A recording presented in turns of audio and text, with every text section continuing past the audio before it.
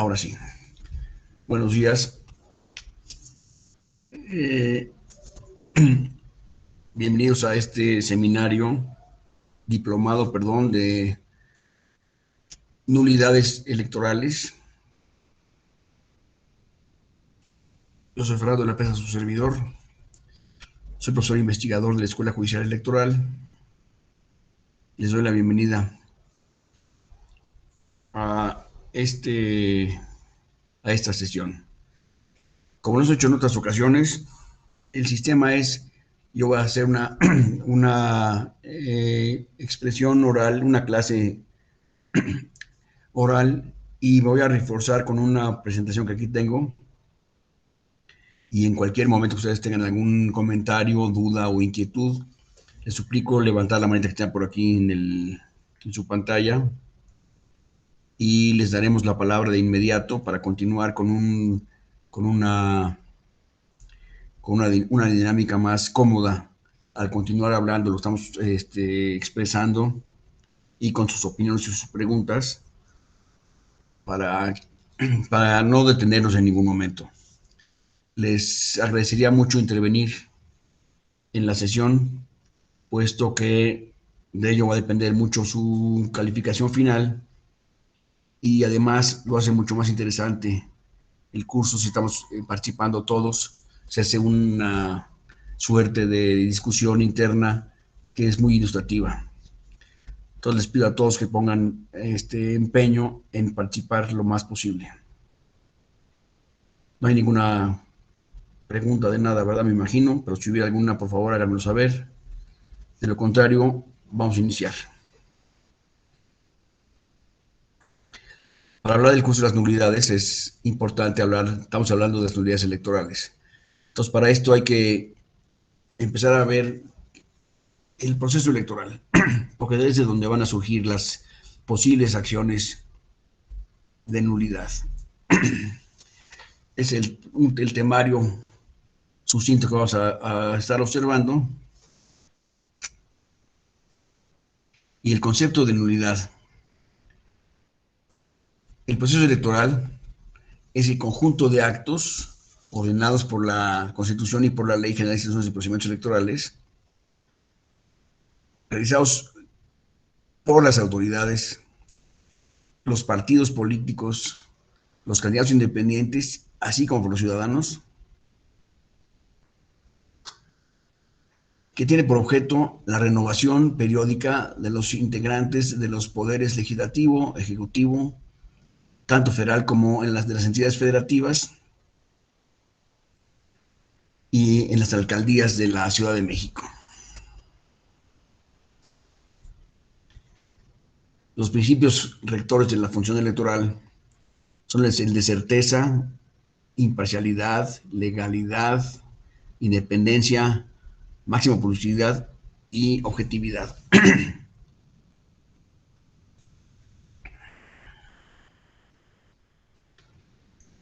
Estos principios también son el principio de equidad en el proceso para que el acceso de los partidos y candidatos tengan acceso a los medios de comunicación pública. Eh, un principio también es el principio de equidad en el financiamiento de los partidos políticos y de sus campañas. El voto universal, libre, secreto y directo de todos los ciudadanos. La organización de las elecciones a través de un órgano público autónomo, que es el INE.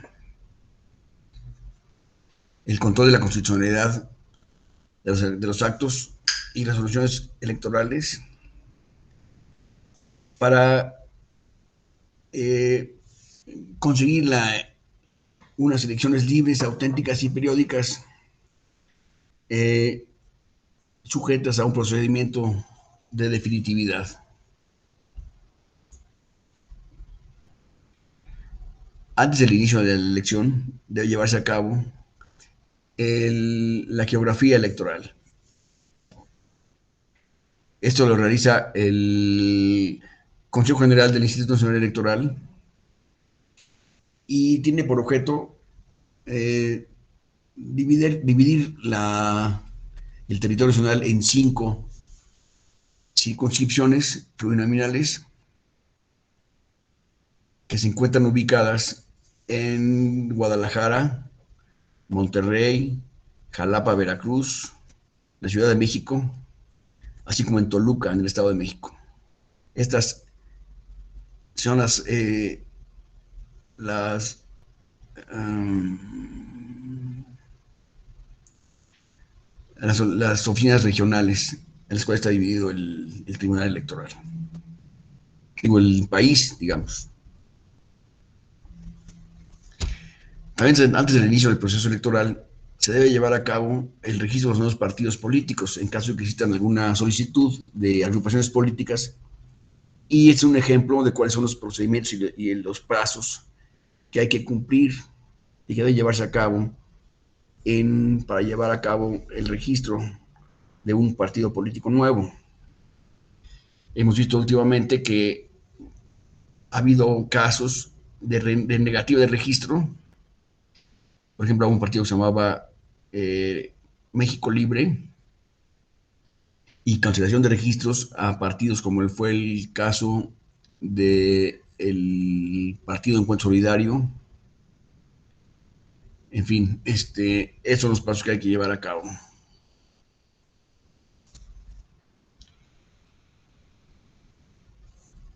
En el registro de agrupaciones políticas se inicia con una convocatoria, y las agrupaciones que se consideren capaces de obtener un registro de partido político deben cumplir con los elementos de la convocatoria, que contienen en general,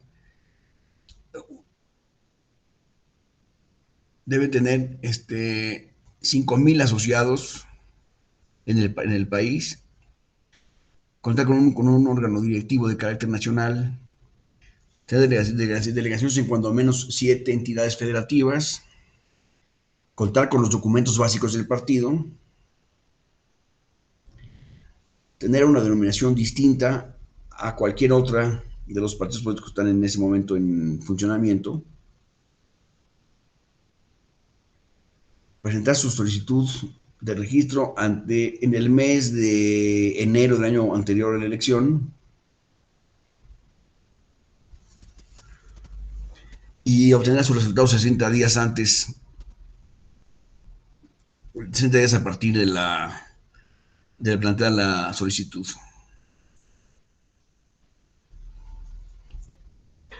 También, anterior al inicio del proceso electoral, se deberá realizar una actualización del padrón electoral, inspección de credenciales para votar con fotografía a los nuevos votantes que hayan inscrito o empadronado en el registro. El empadronamiento es la función que es una persona a partir de los 18 años para ser inscrito en el Registro Nacional de Electores,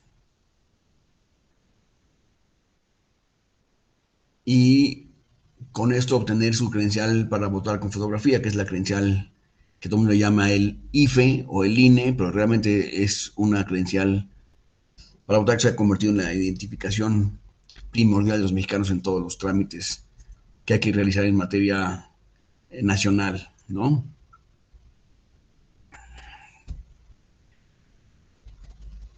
A partir para el objeto de actualizar el padrón electoral, el INE realiza una campaña permanente de credencialización, dando de alta en el padrón a los nuevos votantes, lo cual va modificando, por supuesto, el tamaño de los distritos electorales, porque estos electores están adscritos a un determinado padrón electoral, a un determinado distrito electoral, y estos números van variando porque la movilidad de las personas dentro del territorio nacional hace necesario la modificación de estas credenciales, de estos distritos electorales. En el caso de extravío o pérdida y robo de cualquier credencial para votar, el instituto expedirá una nueva credencial al que lo solicite. Este es un proceso permanente, siempre está en funcionamiento el proceso de autorización y credencialización de los ciudadanos en México. Estas son las etapas del proceso electoral. Empieza con lo que se llama la preparación de la elección, después eh, después da inicio la jornada electoral como tal, después empieza el proceso de resultados y la declaración de validez de las elecciones y los candidatos que hayan triunfado en el proceso, y después la dictaminación y declaración de validez de la elección en el caso del presidente electo de la República. Estos son los procesos que se van a ir dando uno tras otro en el proceso electoral. Vamos al proceso, a la parte de la preparación de la elección. Existen la figura de los observadores electorales, son personas que en todo el mundo se dedican a acudir a los lugares donde hay una elección para para ver la forma en la cual se desarrolla el proceso electoral y cómo se recuentan los votos, y de esta manera tener una opinión calificada y externa de cuáles son los términos en los cuales se llevó a cabo la elección. Entonces, a México vienen diferentes agrupaciones, entidades que mandan sus supervisores, observadores electorales, los cuales deben estar dados de alta, eh, registrados como observadores electorales a más tardar el 30 de abril del año de la elección. Estos observadores pueden seguir en todo el proceso electoral. El día de la jornada electoral pueden observar la instalación de la casilla electoral correspondiente, el desarrollo de la votación, el escrutinio y cómputo de la misma, así como la fijación de los resultados de la votación al exterior de la casilla, la clausura de la casilla misma, la lectura en voz alta de los resultados de la elección en el Consejo Electoral distrital, y la recepción de escritos y de incidentes que los representantes de los partidos pueden ejercitar durante la jornada electoral.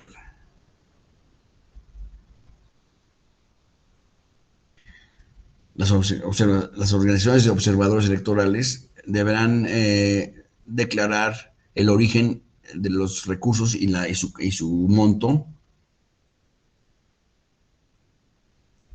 para que el Instituto Electoral tenga conciencia de que todos vienen con los gastos pagados, digamos, ¿no?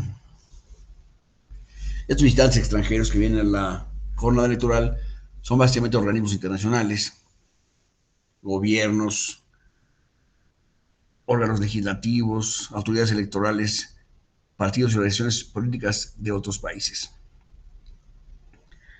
instituciones académicas y de investigación a nivel superior de todos, de otros países, así como organismos extranjeros especializados en actividades de cooperación y asistencia electoral. Esos visitantes tienen permitido conocer e informarse sobre el desarrollo del proceso electoral federal o local en cualquiera de sus etapas en todo el país. No podrán intervenir en las actividades de las autoridades electorales, de los partidos políticos, de los candidatos o del público en general. No pueden llevar a cabo ninguna actividad que implique una intervención. Y deben, en todo caso, cumplir en todo tiempo y lugar con las leyes mexicanas. Esa es la función que pueden llevar a cabo los visitantes electorales, visitantes extranjeros, perdón. Se pueden llevar a cabo coaliciones. ¿Qué es una coalición? Es una unión de dos o más partidos para apoyarse entre sí, para obtener mayor posibilidades de obtener el triunfo y de apoyar a un candidato en concreto en el proceso electoral. Para llevar a cabo esta coalición, debe llevar a cabo un convenio ante ante el instituto, y entonces pueden establecer una elección total, la cual comprende los 32 distritos electorales y los 300 distritos electorales. Y en estas coaliciones totales eh, nombran candidatos, apoyan a un candidato, tanto para cargos de senadores o diputados, así como para presidentes de la República.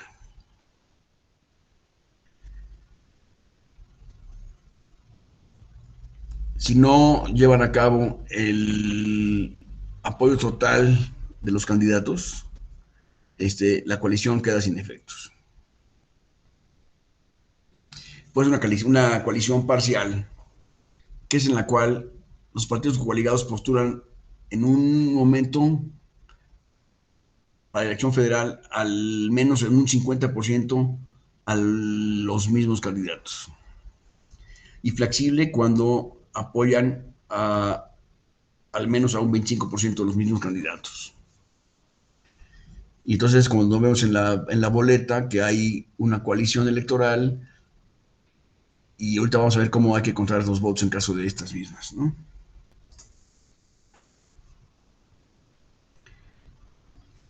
Para el efecto de que un partido pueda postular a un candidato, deben llevarse procesos internos para su selección y nombramiento de candidatos. Esto comprende todas las actividades internas que realicen los partidos políticos para definir a los ciudadanos que postularán como sus candidatos a cargos de elección popular, conforme a los siguientes lineamientos básicos. Al menos 30 días antes del inicio formal del proceso electoral interno, cada partido determinará el procedimiento aplicable e informará al INE dentro de las 72 horas siguientes,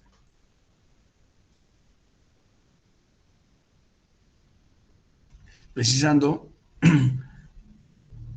la fecha de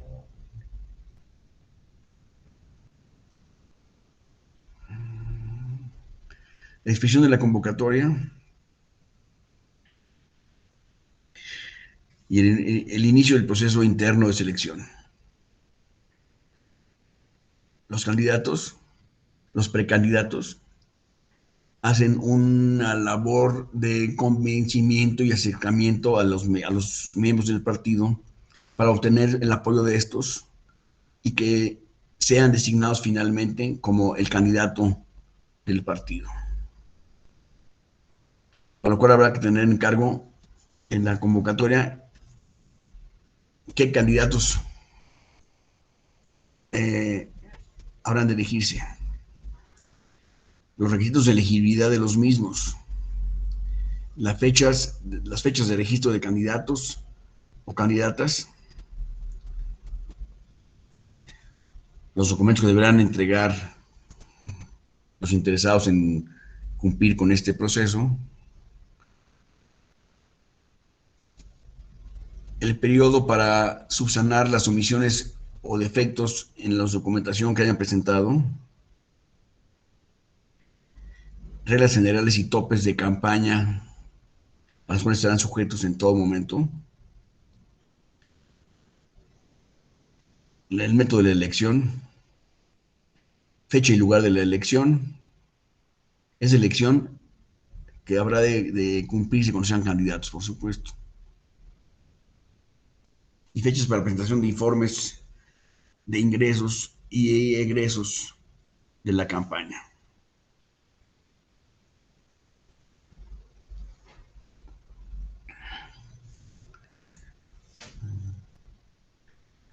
Hablamos ahora sí de las precampañas. Estos precandidatos llevan a cabo una especie de coqueteo, una campaña de coqueteo para atraer la atención de los miembros de su partido y obtener al final el apoyo de estos para que puedan fungir como candidatos de la elección correspondiente.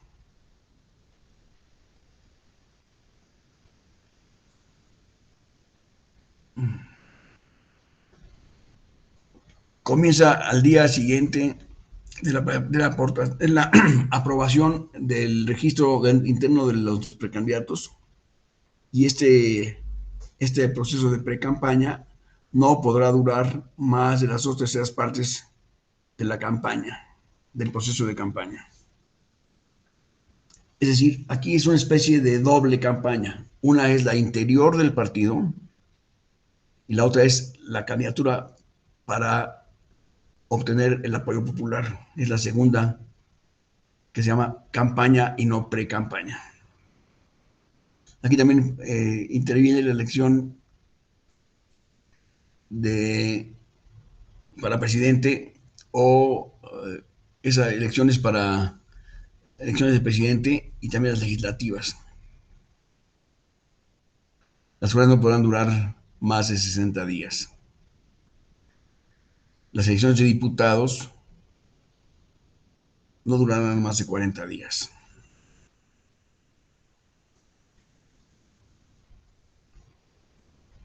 Esas pre-campañas concluyen un día antes de que se realice la elección interna en el que tenga lugar la Asamblea Electoral Nacional, Estatal o Distrital correspondiente para elegir quién es el, el candidato.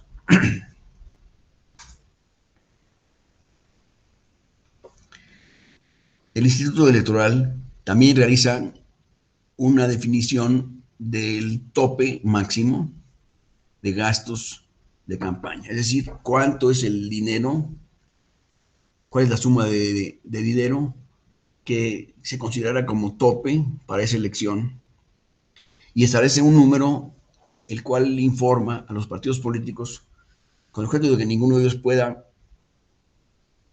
sobrepasar estos montos bajo ninguna circunstancia. Este, este tope se publica a más tardar el mes de octubre del año previo a la elección por el Consejo General.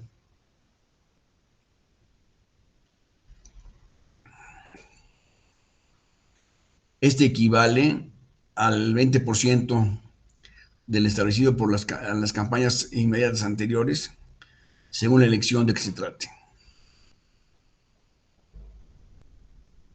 El Consejo General, a propuesta de la Unidad de Fiscalización del Instituto, por supuesto, determinará los requisitos del informe que habrán de presentar eh, constantemente los candidatos que están en ejercicio de esta pre-campaña o campaña. Deben estar informando permanentemente al instituto los ingresos y gastos que lleven a cabo en el proceso de campaña que están ejerciendo. Si un precandidato incumple con la obligación y obtiene la mayoría de votos, no podrá ser registrado como candidato. Es decir, es una obligación que no pueden evitar los precandidatos, la de llevar una contabilidad y un informe preciso al instituto respecto de estos ingresos y egresos en el proceso de campaña.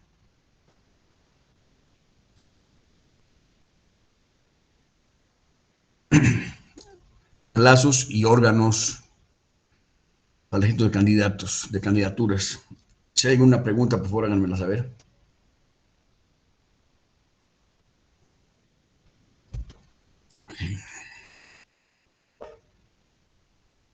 En el caso de elecciones presidenciales, todos los candidatos serán registrados entre el 15 y el 22 de febrero del año correspondiente.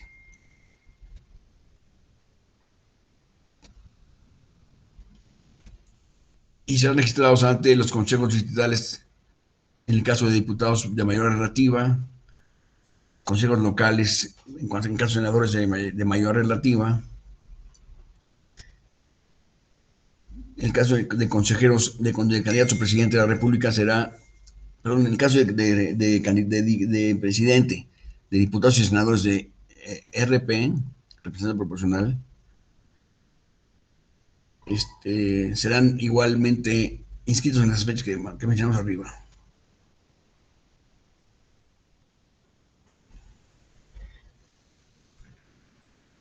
En el caso de elecciones para diputados, deberán presentarse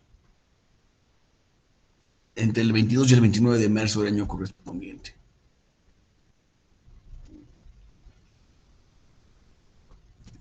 Por los consejos distritales, diputados de mayor relativa, Consejo General para Diputados de representación proporcional y suplentes de los mismos, en caso de mayor relativa.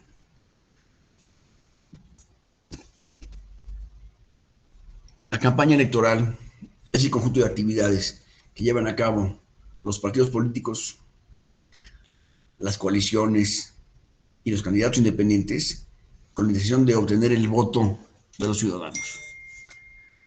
Es lo que yo llamo es como un concurso de belleza, ¿no? Todos aquí pretenden ser el mejor, tener las mejores calificaciones, ser el más calificado y honesto del mundo, por lo cual creen que deben ser ellos designados en la campaña como la opción para votar. Estas tratarse de una elección para presidente y las de legisladores federales serán cuando mucho de 90 días. Y las elecciones intermedias serán de 60 días. Como ustedes ven, es muchísimo tiempo. Es muchísimo tiempo, 3 meses de estar duro y darle con la campaña electoral. Es muchísimo tiempo. Aquí hay millones de spots que se ponen en la televisión, etcétera. Entonces, lo acabamos odiando a la mitad de la campaña, ya no tenemos ni cómo escucharlos, pero en fin, está plagado el país, los medios electrónicos y la prensa están llenas de estos anuncios, spots publicitarios de los partidos o sus campañas.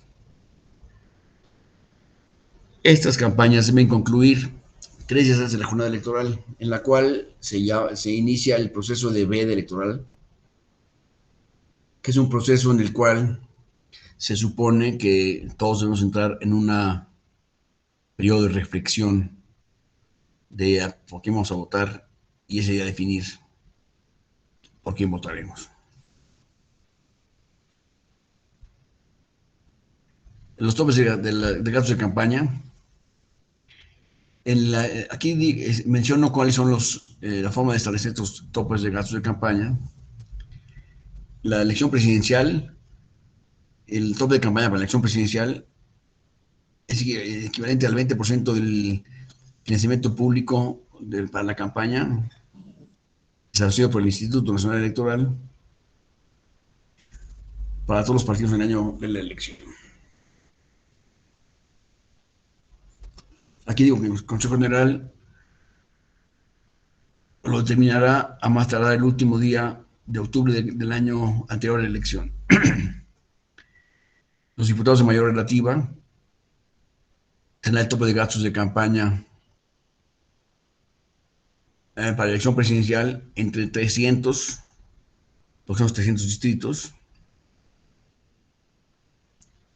En el año de la elección intermedia, la cantidad será actualizada de acuerdo con el salario mínimo vigente en la Ciudad de México.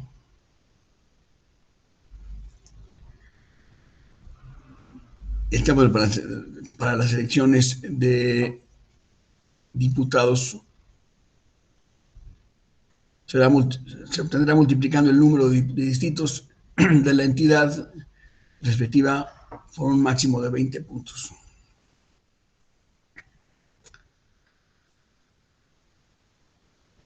Estas son las fórmulas para la obtención y cálculo de los gastos, que ojalá y se cumpliera con estos gastos, pues siempre hay excesos de gastos de campaña, hay denuncias permanentemente de que un partido o un candidato determinado sobrepasó el límite de gastos a los cuales tenía derecho. Esto se ve en todas las campañas electorales con mucha frecuencia y es un dolor de cabeza para los que tenemos que ver con la materia electoral y sus reglas.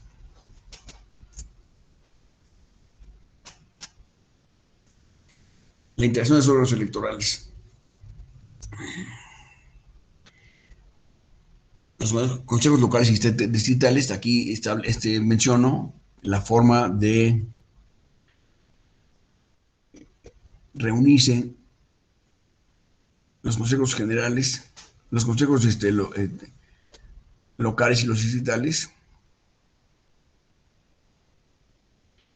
Estos consejos, en todo caso, deberán sesionar por lo menos una vez cada mes y levantar las actas correspondientes, por supuesto.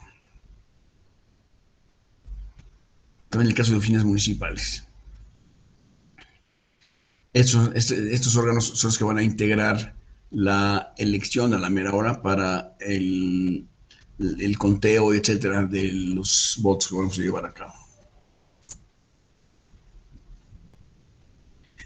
Después, existe la integración de las mesas directivas de casilla. Estas mesas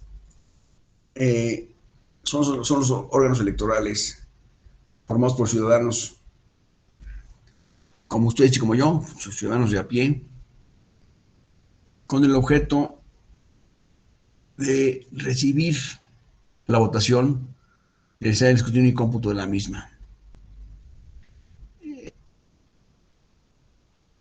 En este proceso no existen en la mesa directiva de casilla, no existen funcionarios públicos, personas que trabajan en el gobierno, etcétera. No hay de esas personas en las mesas directivas de casilla, son un organismo totalmente ciudadano, formado por un presidente, un secretario y dos escrutadores, además de tres suplentes generales. Estos son los integrantes de las mesas directivas de la casilla, que ustedes vieron en el mes de junio, en pleno funcionamiento, por supuesto. Cuando hay elecciones concurrentes con la federal, se instalará una casilla única y se nombrará a un secretario y un escrutador adicionales a los que están mencionados anteriormente.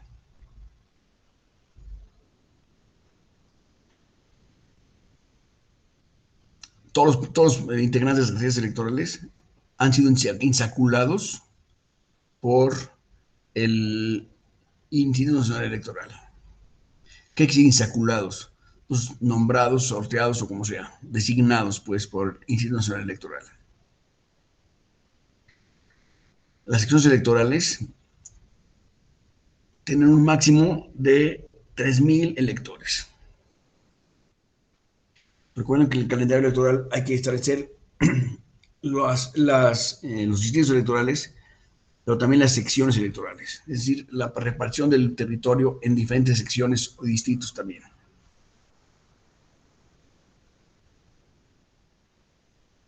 Después hay que tener en cuenta a los representantes de los partidos políticos. Cada partido tiene derecho a nombrar a un representante de su partido en cada casilla electoral. No tiene la obligación de hacerlo, tiene el derecho de hacerlo. Es decir, si no lo nombra, pues mala tarde, pero tiene derecho de registrar ante el instituto a un representante para cada mesa directiva de casilla. Así como representantes generales, uno por cada 10 casillas y en candidaturas y, y uno por cada 5 en casillas de carácter rural.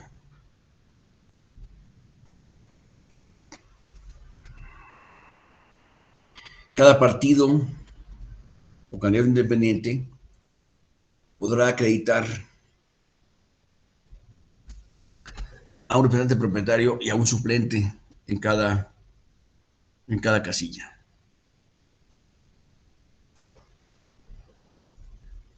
¿qué atribuciones tendría el candidato, el representante de un partido político? No sé si ustedes, alguno de ustedes haya estado ya, haya tenido la experiencia de haber participado como representante de algún partido político, de algún candidato en la casilla electoral.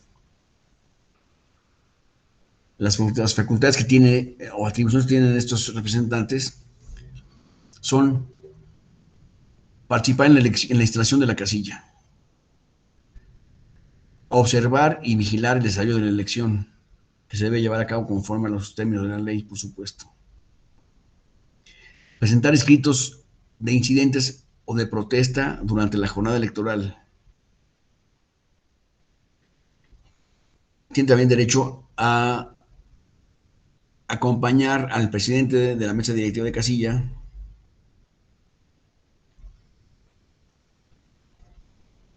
a entregar los expedientes de la elección del Consejo Distrital correspondiente. Y podrán presentar escritos de protesta durante el proceso electoral en cualquier momento.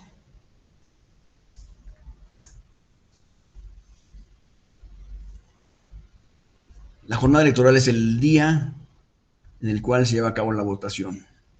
Este día, que es el día esperado para llevar a cabo la elección, se llama jornada electoral. En la jornada electoral existe un documento básico para todos nosotros, que es la boleta electoral, que está realizada en una, esta es una copia de una boleta que se usó en el año 2014. Están impresas en papel seguridad, con una serie de candados, como si fuera un billete. Tiene una serie de características internas del documento para que no sea posible violarlo. Eh, la boleta electoral se realiza en un modelo que ha sido aprobado por el Consejo General Electoral, el Consejo General del INE en cada caso, y deberán obrar en poder del Consejo Distrital cuando menos 15 días antes de la elección. Están ahí ya los paquetes de papel, seguridad, perfectamente entregados a los consejos electorales para su resguardo. Y estos son millones de papeles. Es una labor muy costosa que lleva a cabo el Instituto Electoral, por supuesto, y estos papeles están listos para ser distribuidos a los electores y ser cruzados en el caso concreto por la persona que cada uno vaya decidiendo. Además de los documentos electorales, existen materiales tales como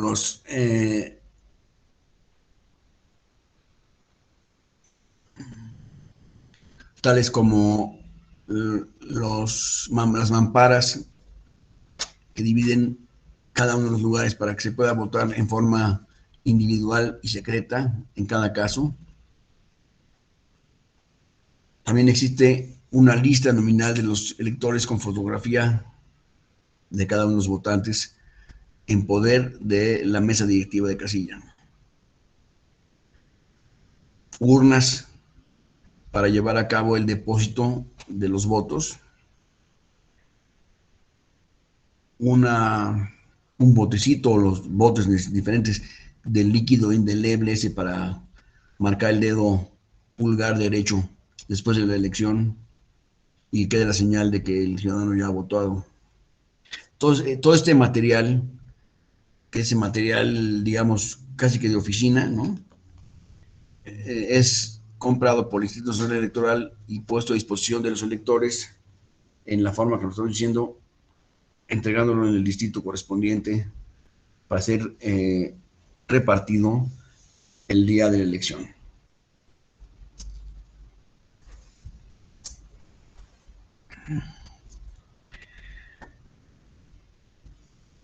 Entonces, ya que les dio la capacitación correspondiente el Instituto Electoral a los ciudadanos, se instalan las casillas el día de la elección, el día de la jornada electoral, a las 7:30 de la mañana.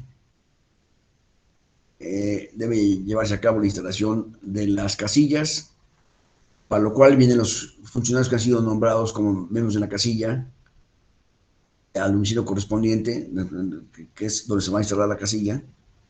Están ahí presentes todos los funcionarios de la casilla y a las 7:30 de la mañana ingresan al mismo lugar e instalan la casilla, las mamparas y las cajas de la recibir la votación, etcétera. Y con el objeto de que a las 8 de la mañana ya esté totalmente instalada la casilla, los funcionarios ya estén en su lugar y estén listos para que a las 8 en punto se abra la puerta e ingresen los votantes a ejercer su derecho al sufragio. En esta elección pasada existieron diferentes modalidades que hubo que ajustar en el caso concreto para estar en capacidad de llevar a cabo la votación sin contagios de la pandemia que todavía nos aqueja en el país, fuera en todo el mundo. Entonces hubo que hacer una serie de ajustes para que en ese momento estuvieran las situaciones perfectamente adecuadas a la contingencia ambiental que había en ese momento.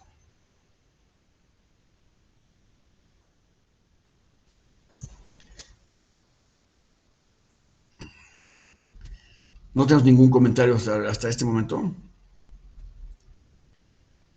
Me gustaría saber también si tienen ustedes alguna experiencia que fuera comentable a estos efectos en este momento. Bueno, ¿cómo se debe llevar a cabo el proceso de voto? Supongamos que estamos ya todos nosotros, llegamos a la fila, al domicilio donde se va a efectuar la votación. Estamos en la fila, formados ahí, y abren la puerta. Y empezamos a entrar de uno por uno a ejercer nuestro derecho de voto. Aquí pueden pasar muchas cosas, muchísimas cosas, por supuesto. En primer lugar, que lleguemos a la casilla y no esté en ese lugar, no haya ninguna señal ni ningún aviso de que ahí va a haber una casilla, simplemente no hay nadie. ¿Qué haremos en ese caso? Pues por supuesto que no podríamos votar, por supuesto. Pero tendríamos una razón de queja, por supuesto. Ahora, podríamos nosotros hacer una queja en la misma casilla por la falta de la instalación de la misma. Pues si no hay casilla, no hay donde hacer la queja, por supuesto. No podemos levantar nuestra queja en ningún lugar. Pero siempre hay en la ley formas de hacer patente esta circunstancia. Si somos varios, formamos en la fila y resulta ser que no hay todos los funcionarios completos para la votación, vamos a ir pasando de uno por uno los primeros lugares de la fila a la casilla para ocupar los lugares de los funcionarios que no están presentes en ese momento.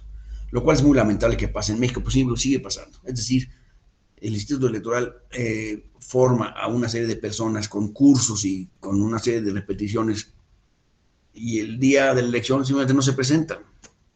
Entonces, eso causa un grave descontrol en la casilla y no hay nadie, pues. Entonces, ¿cuál es el proceso para llevar a cabo la emisión del voto? Entonces, el primero de la fila ingresa y presenta su credencial para votar al secretario de la mesa directiva, quien verifique en la lista del padrón electoral que tienen en su poder, que esté ahí apuntado el nombre y el apellido, y ve la fotografía de la credencial para votar, que es la misma que está en el documento que llevan ahí como la lista nominal de electores. Ahí aparece una foto de la credencial para votar, entonces no tiene pierde.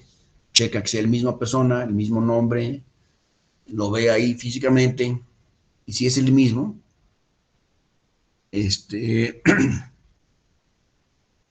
el presidente de la mesa directiva le entrega al votante el número de boletas necesarias para llevar a cabo cada elección. Porque tal vez en la misma casilla, el mismo día haya votaciones para presidente, para diputados, para senadores, etcétera. Entonces, cada elección tiene su propia urna, marcada de forma diferencial para que podamos distinguir cuál es la que nos toca llevar a cabo nuestro voto ahí. El elector se dirige al cancel para marcar las boletas en secreto, sin que nadie lo vea ni lo interrumpa. Puede llevar a cabo su voto en secreto y después sale de la urna, sale de la caseta, pues, y el secretario de la misma señala en la lista nominal con un sellito que se votó, que ya ejerció su voto, y impregna su dedo derecho, pulgar derecho, de la tinta esa indeleble, que está hecha, por supuesto, con una sustancia que dura mucho tiempo, no es fácil quitarla, y eso es para demostrar que en cualquier otra casilla que el ciudadano ya ha votado. Ese es ese es el presupuesto, ese es el mecanismo mediante el cual se lleva a cabo el ejercicio del voto. A las 18 horas, o sea, 6 de la tarde, 10 horas después de haberla abierto, se cierra la votación. En el caso de que ya no haya personas en la lista, digo, en la fila, formadas, o bien que ya hayan votado todos la lista nominal de electores, nunca jamás ha pasado esto. En México ni en ningún otro país, ¿eh? Que hayan votado todos, todos los que están listados en la lista de electores, que hayan votado todos, jamás pasa eso. Después el secretario de la mesa directiva llega a la sección de cierre del acta de la jornada electoral. En la jornada ahí se lleva a cabo un acta en la cual se debe escribir todo el proceso de la elección, de los votos, etcétera, y es un documento que es documento público y contiene toda la memoria de la elección de esa casilla en concreto. Ahí se debe apuntar en el caso que se haya cerrado la votación en una hora diferente a la cual está señalada a las 18 horas, deben apuntar en esa lista, en esa acta, las razones por las cuales se votó, se cerró la casilla antes o después de la hora, las 18 horas. Y los funcionarios de la mesa directiva de casilla, y los representantes de los partidos políticos que estén ahí involucrados, deberán firmar el acta correspondiente al término de la votación.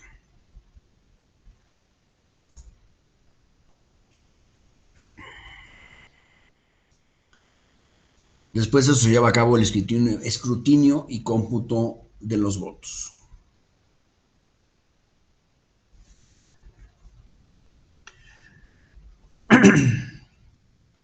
Este escrutinio y cómputo es el procedimiento por el cual los integrantes de la mesa directiva de casilla determinan el número de electores que votó en la casilla, los votos emitidos a favor de cada partido, los votos nulos y las boletas sobrantes de cada elección.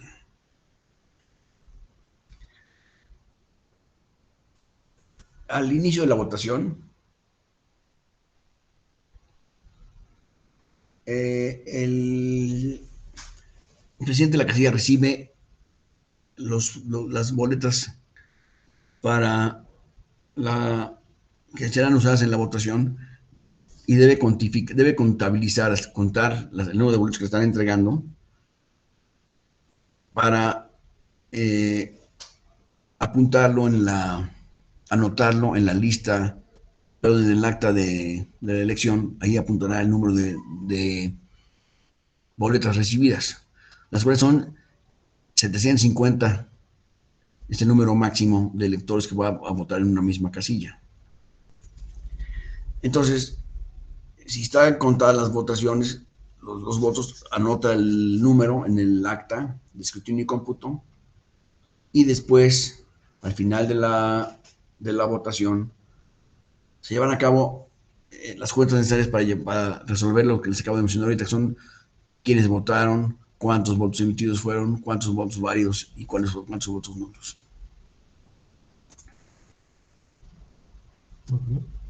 Sí.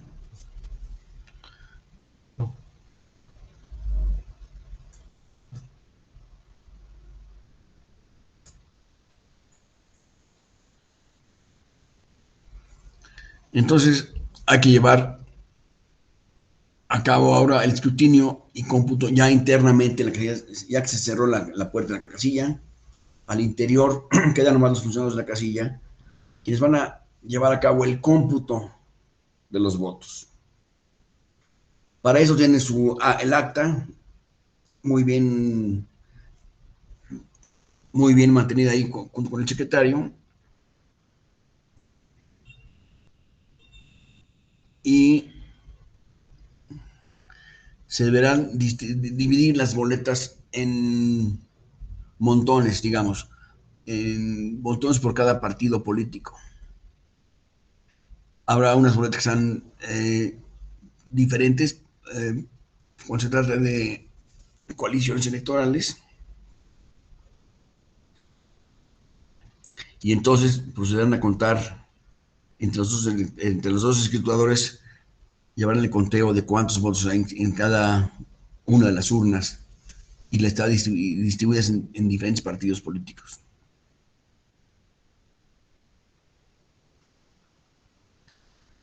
Los emblemas de los partidos aparecen por separado en la boleta electoral, por supuesto, y el tema de la coalición es solamente una cuestión interna de entre los partidos. Entonces habrá que contar cada uno de los votos que hayan emitido por cada partido. Al final deberán coincidir el número de votos emitidos con los votos cancelados y las boletas en blanco. Deberán coincidir con el número de votos que el presidente recibió originalmente del Instituto Electoral para la votación correspondiente.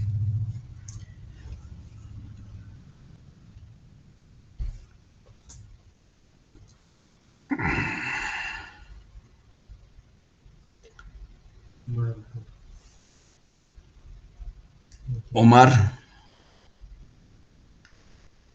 Gracias, doctor. Buenos días. Buenos días. Una pregunta.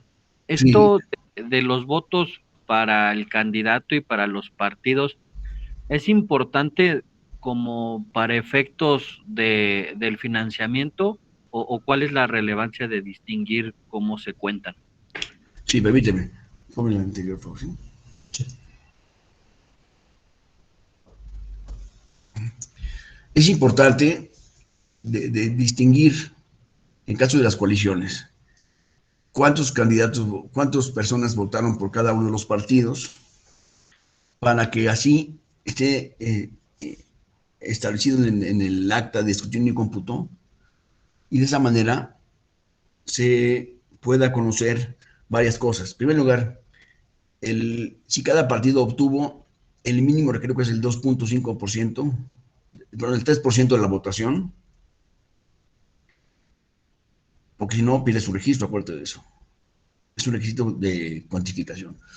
Por otra parte, esta contabilidad es importante también para ver el caso de diputados de RP. También es importante saber por cuántos votos obtuvo el partido, ya sean votos nulos o votos válidos. Y estas son las razones fundamentales para el conteo de los votos. Además de para determinar si efectivamente el candidato esperado, o porque el candidato correspondiente fue electo o no fue electo, es decir, si ganó la elección o la perdió. Solamente vas a poder determinar quién ganó la elección una vez que haya descontado los votos de cada casilla. Entonces, en los votos de casilla dirá, hazte de cuenta, Partido Acción Nacional, 200 votos, Partido de Revolución Institucional, tantos votos, así cada uno de los partidos. Y ahí vas a poder determinar quién ganó en tu casilla y quién quedó en segundo lugar en tu casilla. Eso es relevante cuando llega al distrito. Cuando llegan las boletas al distrito, en las actas también del distrito, ahí se va a determinar quién es el que ganó en ese distrito, qué partido político o candidato independiente ganó ganó el distrito correspondiente. ¿Me explico? Eso para efectos de que se le otorgue o no una constancia de mayoría al candidato que sea el triunfador de la elección, digamos. ¿Sí me explico? Esas son las razones por las cuales se cuantifican los votos de esta manera. Gracias, maestro. Aquí tengo una descripción de la forma de contabilizar los votos en caso de coaliciones. Por ejemplo, si el partido, si el PRI en este caso va en una coalición con el Partido Verde Ecologista, supongamos, aquí te describe cuáles son los mecanismos para llevar a cabo la votación y cómo deberán contarse los votos efectivamente. Es muy importante contar los votos de cada partido, porque el partido está rifando su existencia o subsistencia o no en el proceso electoral por estos números. Entonces, partidos que han perdido su registro hubieran dado lo que fuera por tener los votos que les faltaron. Es importantísimo esta contabilidad.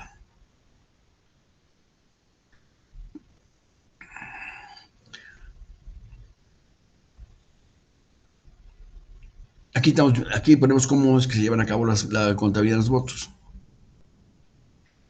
En primer lugar, el secretario cuenta las boletas que sobraron, que no fueron entregadas a ningún votante. Las cuenta muy bien y las pone en un sobre distinto. Dice, aquí se contienen los votos, las boletas canceladas. En primer lugar, tiene que cancelar las boletas de una por una. Cancela la boleta y las ingresa en el sobre que te acabo de mencionar. El primer escrutador cuenta 2 veces el número de votos, el número de ciudadanos que votó. El presidente abre la urna, abre la cajita en cada caso y saca todas las boletas y muestra que quedó vacía, nada por aquí, nada por allá, vacía totalmente la urna correspondiente. Y después el segundo escrutinio lleva a cabo la contabilidad nuevamente de los votos nulos y los votos válidos. Y todos lo van anotando en el acta de escrutinio y cómputo.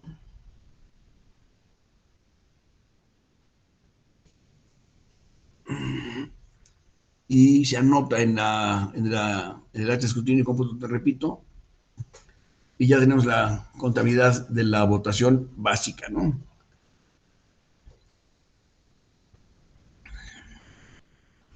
Y aquí empieza entonces a determinar qué votos son válidos y qué votos son nulos. Voto válido es aquel que marca el lector en el recuadro en el cual aparece el símbolo de su partido político, de su elección. No se sabe, o sea, si no hay ninguna regla de que sea un tache o cómo.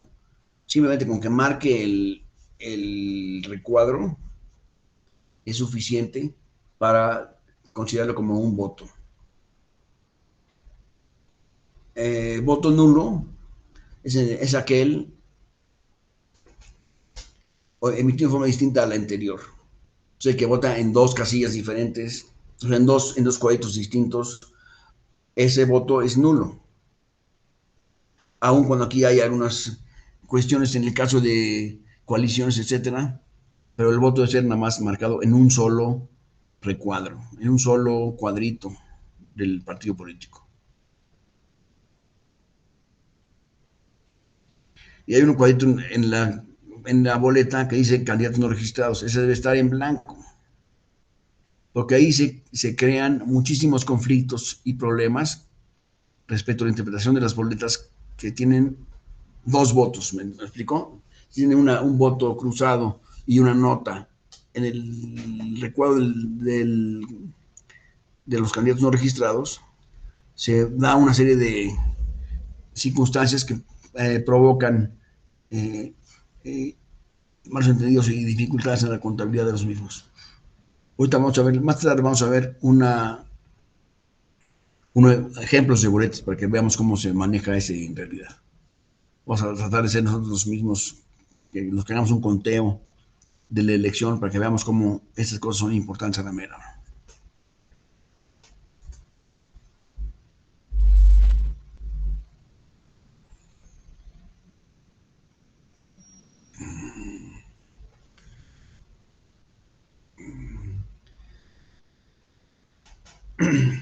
Una es clausurar la casilla, se debe llevar a cabo la entrega de los paquetes electorales en el distrito correspondiente, para lo cual se lleva a cabo un paquetito con toda la documentación electoral, que incluye, por supuesto, las boletas cruzadas debidamente, el paquete de la lista de electores, las incidencias que han levantado los partidos con sus candidatos, los documentos de queja, etcétera, van a ir todos estos en el paquete electoral. El que va a estar cerrado y ingresado en un sobre que será entregado en el domicilio del distrito electoral.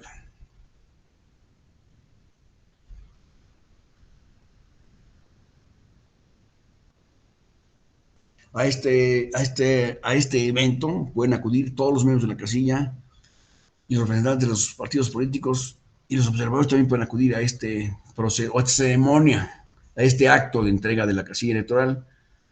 Es el momento en el cual aquí ya se puede decir que los funcionarios de casilla terminan su labor. No antes de esto, ¿eh? Hasta que hayan entregado el paquete en el distrito electoral, se pueden considerar que ya los funcionarios de casilla terminaron su función. No hay que hacerlo antes.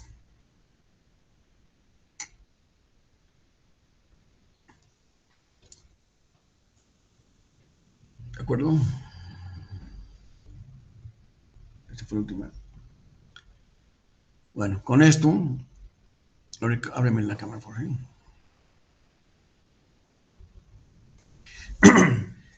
Con esto ya vimos cuáles son el proceso que se lleva a cabo en cada casilla, en el momento a momento, cómo se llaman los formularios, etcétera, de la casilla que corresponda.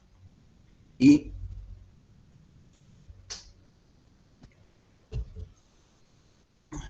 la manera de contar la votación ejercida en las casillas. Quiero preguntar si alguien tiene alguna experiencia en esto. ¿Alguien ha sido funcionario de casilla? Yo sí, pero sería interesante saber si alguno de ustedes ha fungido como secretario de casilla. Juan Ignacio, ahí voy contigo ahorita. Que nos hagan saber. Sí, buenos días. Pues no me ha tocado ser funcionario de casilla. Lo más cercano que me tocó a esta experiencia de la organización electoral es ser secretario de un consejo distrital.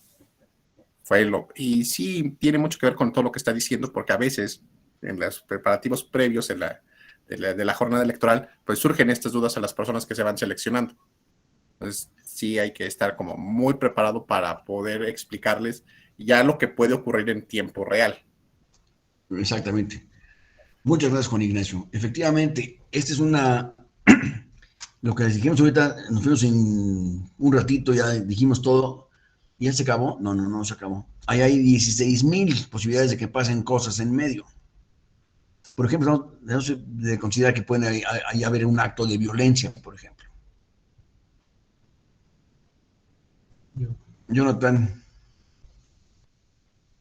Buenos días. Yo propiamente como funcionario de casilla no, pero sí como representante de partido, desde casilla general en Consejo Distrital, Consejo Municipal, incluso en el Consejo Local del INE en el Estado de México y en el IEM fui algún tiempo representante de partido. Eso es. No me dejarás mentir ahorita con lo que voy a explicar, pero los representantes de los partidos tienen la misión fundamental de, por supuesto, representar a su partido, el interés de su partido en la casilla y después en el distrito. Esto quiere decir que deben estar muy vivos, muy abusados respecto de qué pasa en cada momento. Si el Exacto. votante ejerció su voto adecuadamente, si tuvo alguna presión de un externo, si pasó alguna incidencia de este tipo, debe reportarlo de inmediato mediante el escrito que debe levantar para ese efecto, y entonces no pasará a mayores el asunto, ¿no? Exacto. Una mano levantada de Israel. Sí, buenos días. A mí me tocó participar en 3 procesos electorales, de hecho, como CAE. Fue uno de mis primeros acercamientos, a la cuestión electoral. En 3 procesos electorales fui CAE.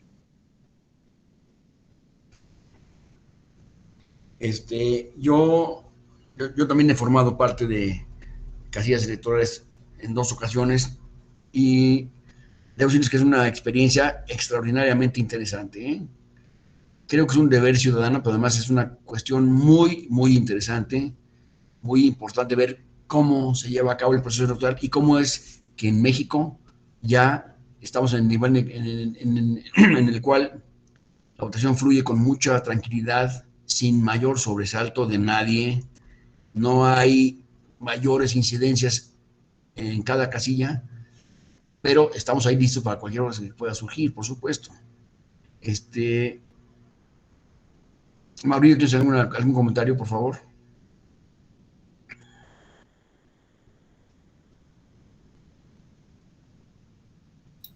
Sí, sí, doctor, buenos días a todos.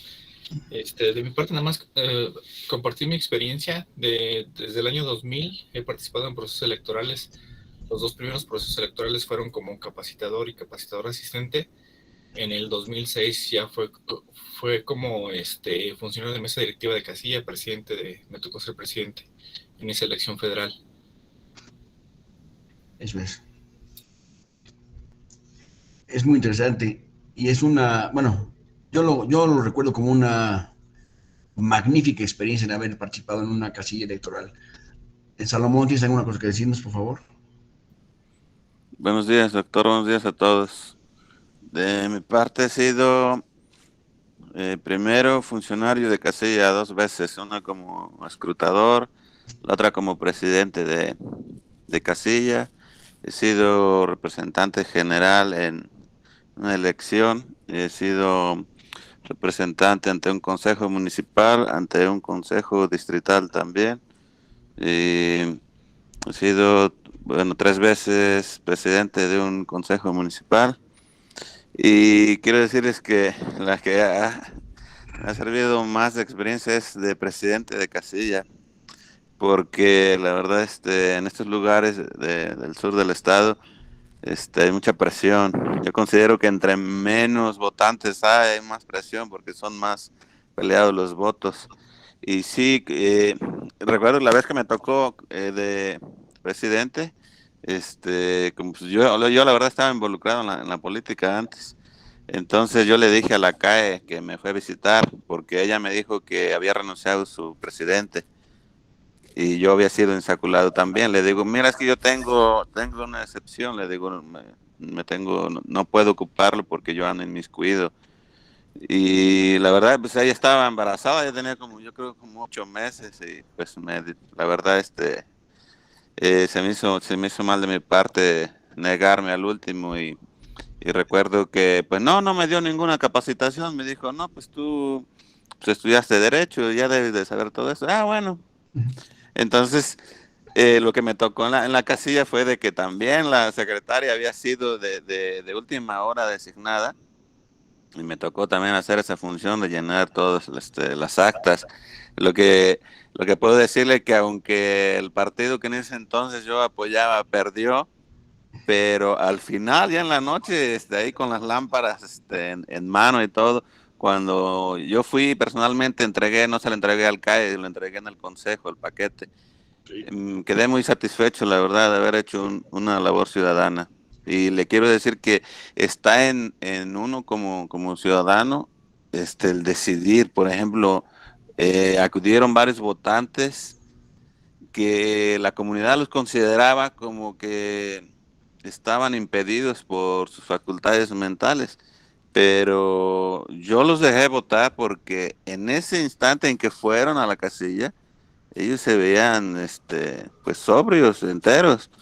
Entonces, recuerdo que en un diplomado que tomé también aquí en la escuela judicial decía un maestro que, bueno, que el votar, sí, varios pues lo hacen inconscientemente, pero pues nadie puede decir que es la mejor elección, ¿no? Entonces yo para mí esas personas que acudieron, que aquí en mi región algunos consideran si tienen alguna discapacidad motriz, consideran pues, que ese es alguien, algún discapacitado mentalmente. No todas las veces son así. Yo tengo familiares que pues son muy inteligentes, pero pues para moverse pues tiene esa dificultad, ¿no? Y entonces, yo la verdad, yo sí tomé esa decisión de dejar votar a varias personas que acudieron, y, y que al parecer pues se decía pues en la población que no debían de haber votado. Gracias, maestro. Gracias a ti, Salomón, muy amable. Bueno, creo que con tener la credencial para votar y estar en la lista nominal de electores es suficiente para que él tenga derecho a ejercer su voto. Por supuesto que siempre y cuando no esté en estado de ebriedad, no esté haciendo una serie de alborotos, ejerciendo la violencia, etcétera, eso no. Pero en todos los demás casos, con que tenga inscripción en el registro de electores, que está ahí con fotografía y todo, y tenga su credencial para votar, tiene derecho a ejercer su voto. En fin, estas son experiencias que pueden surgir y muchas más, por supuesto. En cada momento que acabamos de mencionar, ahí se puede escribir un libro completo de cada uno de esos cuadritos, ¿no? Que sí y que no. Pero tengamos en cuenta que la intención de los funcionarios de la casilla es que se cuenten la mayor parte de los votos, todos los votos es posible, que no se anulen ninguno, salvo que sean casos extremos. Debe tratarse de mantener la voluntad libremente expresada en las urnas. Esa es la misión de los funcionarios de la casilla. Y no hay cuestiones de jerarquía, de que yo soy el presidente y tú es el presidente no es el que manda, pues. Lleva a cabo un ejercicio ciudadano igual que todos, de que en conjunto administremos la votación, la contemos totalmente en forma limpia, quede claramente inscrito en el acta de escrutinio y cómputo y entregado en tiempo a las autoridades electorales distritales. Ahí se lleva a cabo la función ciudadana, termina en ese momento, no antes. Porque en ese momento es cuando se entrega a la autoridad el resultado de la votación y ya se cumplió todo el ejercicio de recibir el voto, contarlo, clasificarlo, anotarlo y entregarlo. Esas son las cuestiones que les puedo decir respecto de esta cuestión electoral. ¿Por qué es importante platicarlo en materia de nulidades? Porque ya vemos ahorita a qué sucede en el proceso realmente y qué sería susceptible de nulidad o no de nulidad. Esto lo vamos a ir aprendiendo, por supuesto, en la constancia y en la frecuencia de casos como estos. Vamos a estudiar ahora, salvo sus mejores opiniones, lo que tengo planeado es hacer lo siguiente. Vamos a hacer una descripción de el proceso de nulidades en general, específicamente llevándolo a unos casos específicos, prácticos, y esto nos va a permitir saber más respecto de cómo contar los votos y cuándo se pueden anular y cuándo no. Después de eso, si nos queda tiempo, quisiera referirme a los casos específicos del conteo de votos. Porque los votos pueden anularse de uno por uno o de una casilla electoral completa o de una elección nacional o estatal, ¿me explico? Ha habido casos de eso. Entonces hay que revisar estos casos específicos, que son casos prácticos, en forma muy concreta, y poderlos analizar y comentar y discutir. Si están ustedes de acuerdo, sería mi planteamiento del programa de clase. ¿Sí estamos de acuerdo? Bueno. ¿Hay alguna pregunta sobre lo que acabamos de decir? Bueno, si él no tiene ningún comentario, ¿por qué me hace así? Pero si alguno tiene algún comentario, por favor, háganmelo saber. Si no, vamos a darle al tema, ahora sí, del derecho a las nulidades electorales. ¿Sí? Entonces, háganme por favor. Aquí tengo a mi amigo Omar que me ayuda en esta presentación. Entonces, estoy viendo que me ponga la presentación aquí, que se llama, apágale aquí ya, ¿no? Apágale esta. Sí.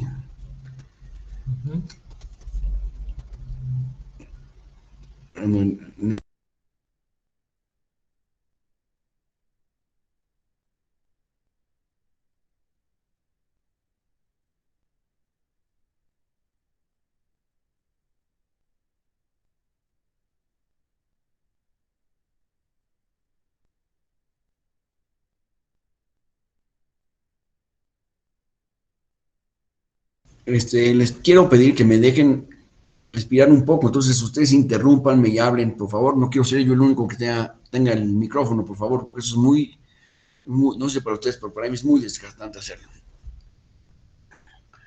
Entonces vamos a hablar del tema de las nulidades. Vamos a dar una pequeña introducción a las nulidades, pero no es ni pequeña ni es nomás introductoria, tiene mucho fondo este asunto.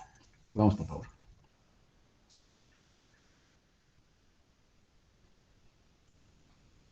En México, la organización y calificación de los procesos electorales está estableciendo un marco constitucional y un marco legal específico.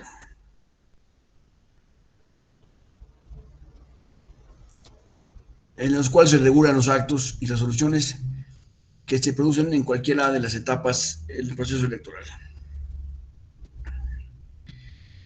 Los principios constitucionales y legales que rigen cualquier proceso electoral deben ser cumplidos por las autoridades electorales, por los partidos políticos y sus candidatos,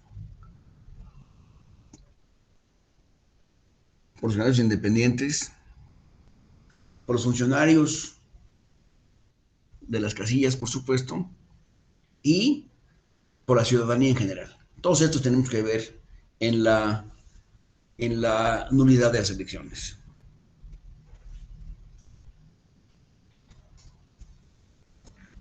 La importancia del sistema de nulidades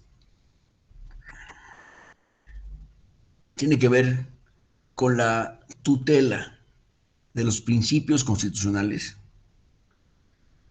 y legales que rigen el proceso electoral.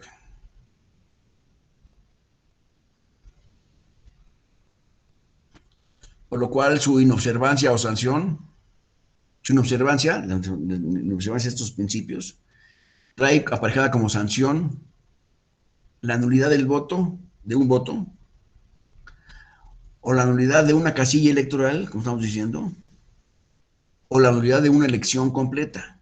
O sea, hay muchos niveles de nulidad de la votación. Si se dan cuenta, se pueden anular desde un voto hasta toda la elección, ¿eh? De un estado completo. Vamos a ver el caso del estado de Colima, por ejemplo, que ya tiene en su expediente haber anulado 2 veces la elección del estado completa, ¿eh?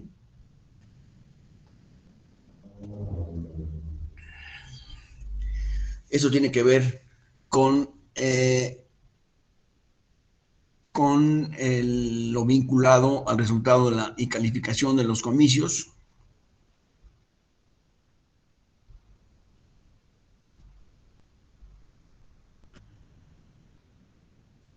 Y que tienen por objeto lograr la representación ciudadana en los diferentes cargos de elección popular. A ver, quítame. No, pásame la siguiente. La nulidad es la sanción fundamental de un acto jurídico. Es decir, es establecer que un acto jurídico no tiene eficiencia alguna o eficacia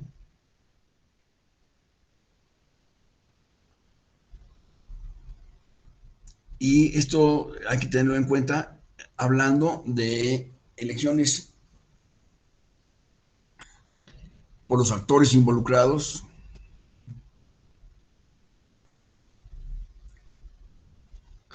por sus candidatos y por sus candidatos independientes. A ver,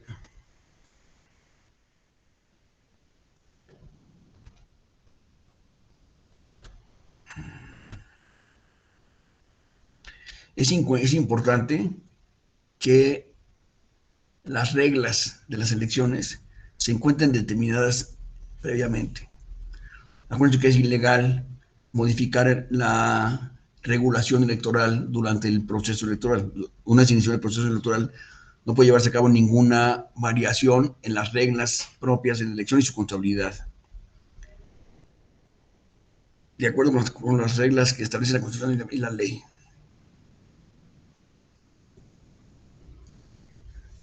Siempre hay que tener en cuenta que las irregularidades o las irregularidades cometidas deben ser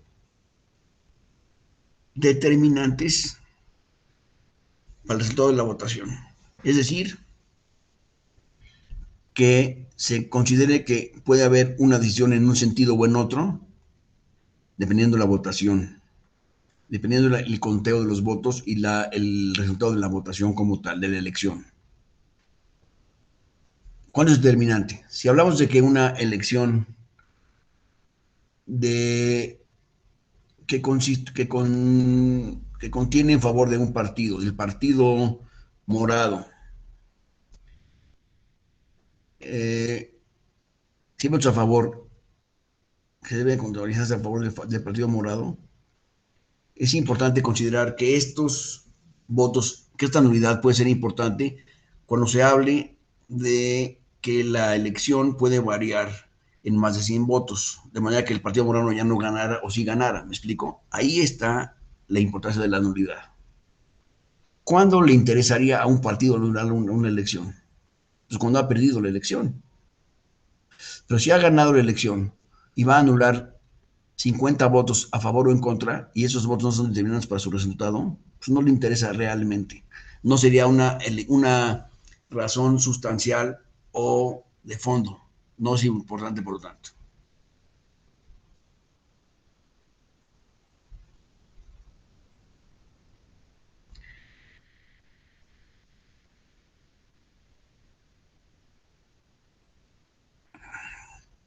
Entonces, es una elección, es una causa determinante cuando esté en riesgo el resultado de la votación, es decir, de la elección completa. Siguiente, por favor.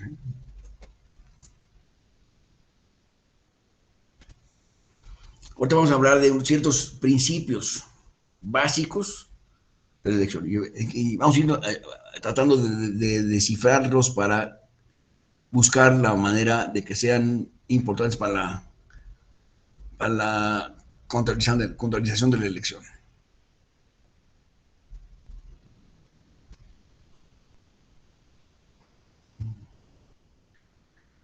Los elementos que toda elección debe contener para que sea considerada democrática y válida son los siguientes: que sean libres, auténticas y directas y periódicas. Si tienen una pregunta en cualquiera de estas cosas, díganme y me detengo. Que sean elecciones libres, auténticas y periódicas. Que el sufragio, es decir, el voto, sea universal, libre, secreto y directo. Todo esto debe ser las elecciones.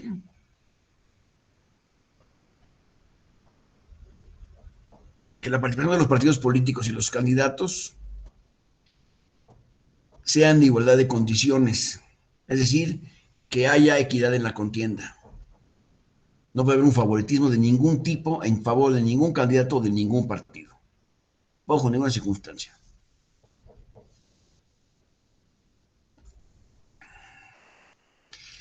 Que la organización de las elecciones se realice por medio de un organismo público autónomo. En México hablamos del INE.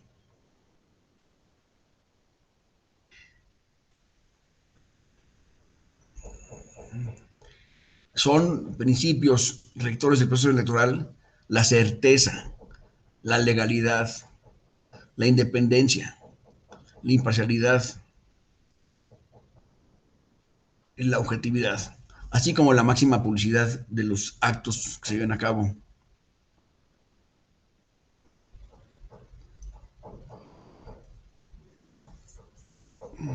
Todos estos elementos son públicos y solamente por excepción pueden ser reservados en lo particular. ¿Cuándo se reservan? Cuando tienen que ser discutidos en una instancia superior. En una casilla electoral no es posible llevar a cabo un juicio electoral. ¿Me explico? Entonces, cuando hubiera una cuestión que signifique una actividad que tenga que ver con la jurisdicción electoral, esas boletas ya no pueden juzgarse ahí, tienen que juzgarse en el organismo correspondiente, que es el Tribunal Electoral. Entonces, pues, pasan a un nivel superior para su resolución.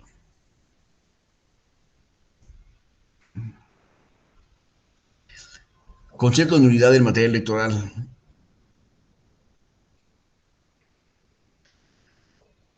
El concepto de invalidez de un acto jurídico ha sido relevante no solo en el plano técnico, sino que ha tenido siempre una evidente repercusión práctica.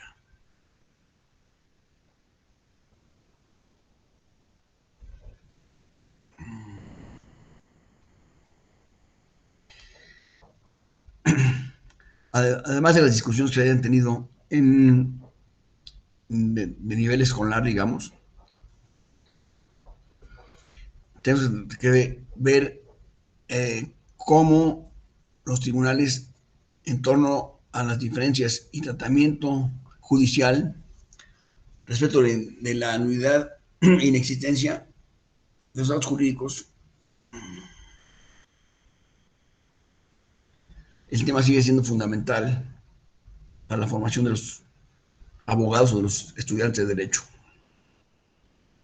Hablar de nulidad absoluta, nulidad relativa y existencia, esos son conceptos que en materia de derecho hablamos mucho de eso entre los abogados, pero a nivel práctico son muy importantes tener claro cuándo los actos son inexistentes o cuándo son nulos.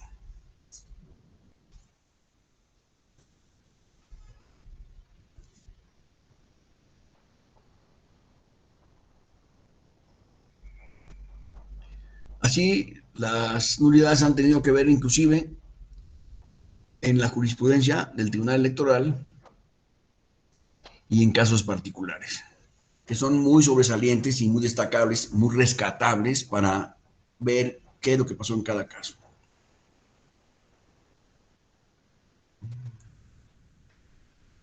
Los tribunales cuentan con las atribuciones para anular la votación recibida en una casilla o varias casillas, y también para anular una elección completa, les decía yo hace un momento.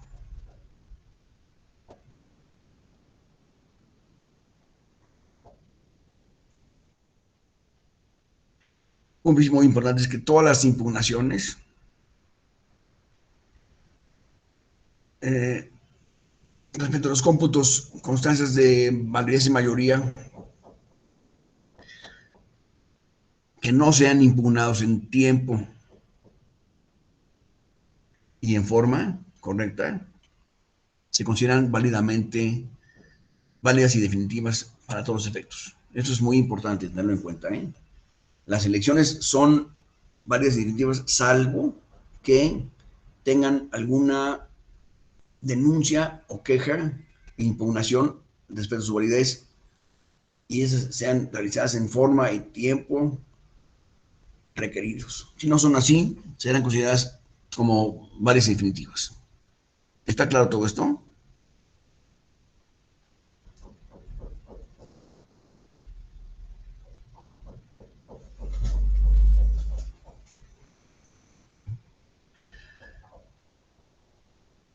Los presupuestos de la unidad, hechos por las normas,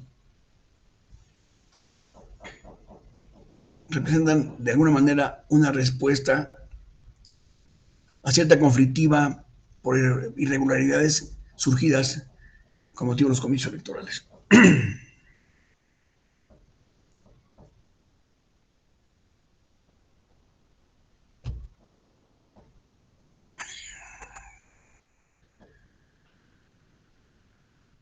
En este contexto, la reforma constitucional que se llevó a cabo en 2014 adicionó nuevas causales de nulidad, lo cual nos confirma que el proceso electoral en México es una materia que está en permanente evolución y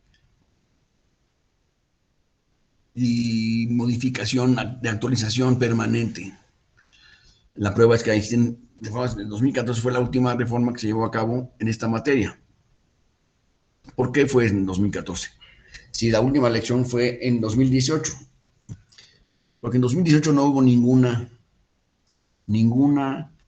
impugnación que fuera en materia de mayor estudio o reformas a la ley electoral. Entonces, la última que tenemos es de 2014, en el cual se modificaron las leyes electorales y la Constitución de la República, a partir, por supuesto, de diferentes impugnaciones que existieron en ese momento. Ahora, los principios que rigen el sistema electoral en materia de sus nulidades son los siguientes.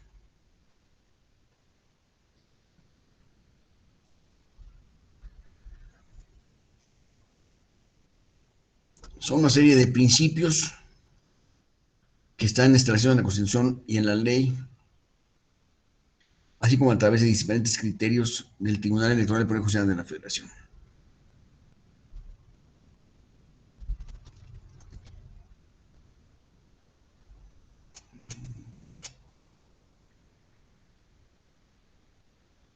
Las nulidades tienen por objeto garantizar el respeto a los principios constitucionales y legales.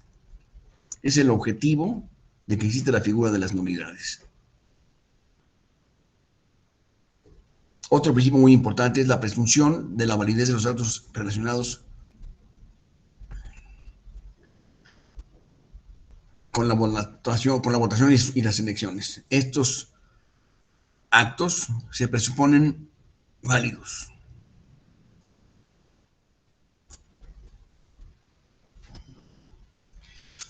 Así como la conservación de los actos válidamente emitidos.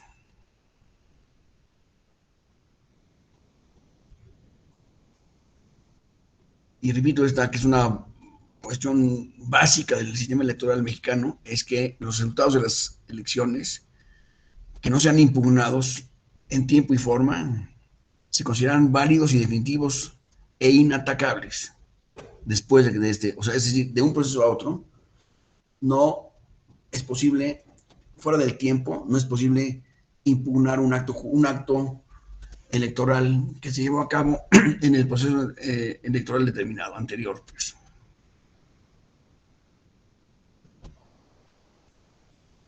Los partidos políticos no podrán hacer valer para buscar una nulidad aquellos actos o irregularidades provocados por ellos mismos.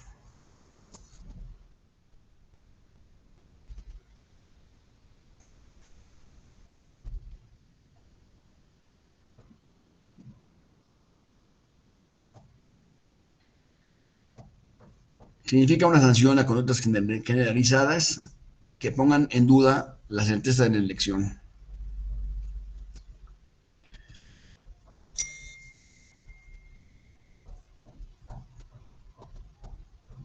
Solo procede la nulidad de una elección, cuando se actualizan unas causales previstas expresamente por la ley. Es decir, que si no hay una causal específicamente en la ley, no estamos en presencia de una nulidad. Para que exista una nulidad debe estar prevista previamente en la Constitución y en la ley.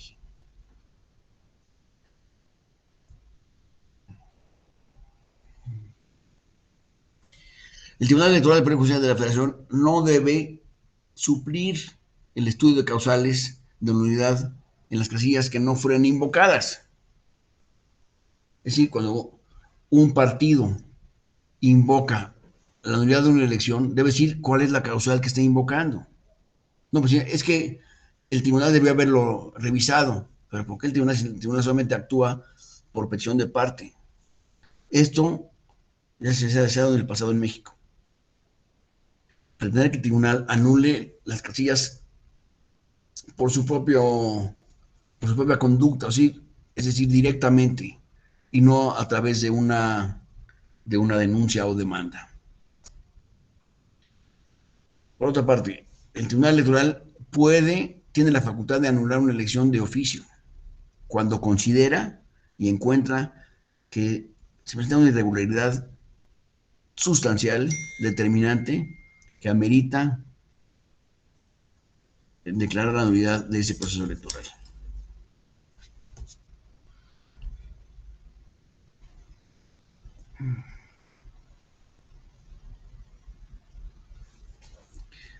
Y debe de pedirse la nulidad solamente en los casos en que el legislador, cuando se dan las irregularidades que además, independientemente de que el legislador la exija o no de manera expresa.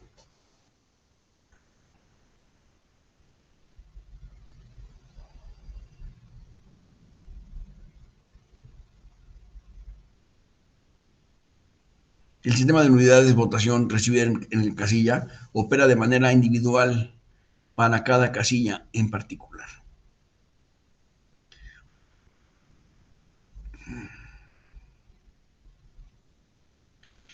Solamente es anulable una casilla completa y no los votos en particular de la casilla. ¿Me explico?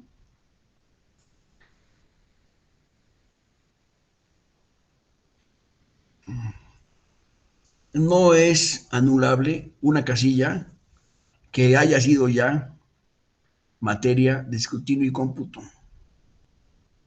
Esa casilla no puede ser invocada como nulidad por error en la computación de los votos.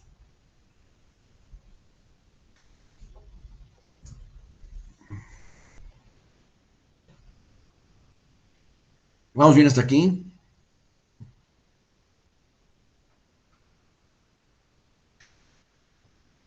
Solo procede la unidad de votación recibida en casilla cuando se acredite que la irregularidad que se está invocando es determinante. Esto refiere al establecimiento de la relación causal entre la actividad y el resultado electoral determinado. Por ejemplo, de la propaganda electoral y la votación y la victoria de un candidato, La determinancia es la parte más importante de esta plática. Esto es fundamental, tener en cuenta la determinancia. Se puede comprobar respecto de un criterio cualitativo o cuantitativo. El factor cualitativo se refiere al hecho, se refiere a que si se han violado los principios constitucionales que garantizan que las elecciones sean democráticas, libres y auténticas, y atiende a la naturaleza y riesgos particulares de la irregularidad, lo que permitirá calificarla como grave o no grave.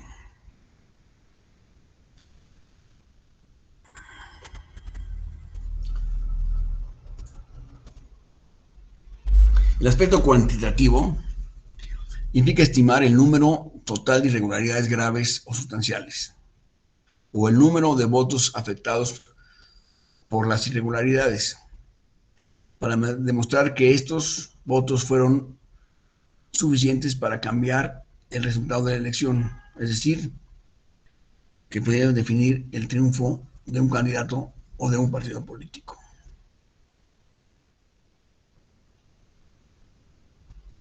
Aunque ambos criterios, tanto cualitativo como cuantitativo, son suficientes para declarar la nulidad, es preferible siempre que ambos criterios coincidan en la misma circunstancia.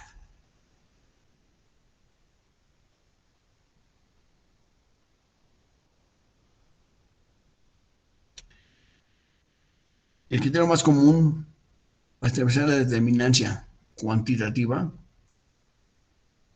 es el constatar el número de actos afectados por las irregularidades con la diferencia de votos entre primer y segundo lugar.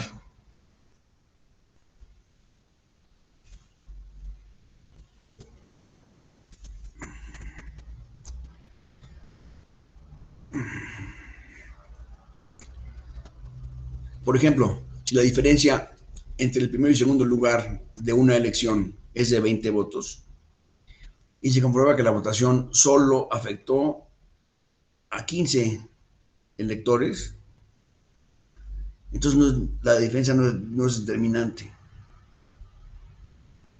para el resultado. Es decir, si hubiera ganado el otro partido, los 20 votos, pues no importan. Cuando la diferencia es menor a los 20 votos, no es importante la diferencia. En consecuencia, no es anulable por esa razón. ¿Me explico?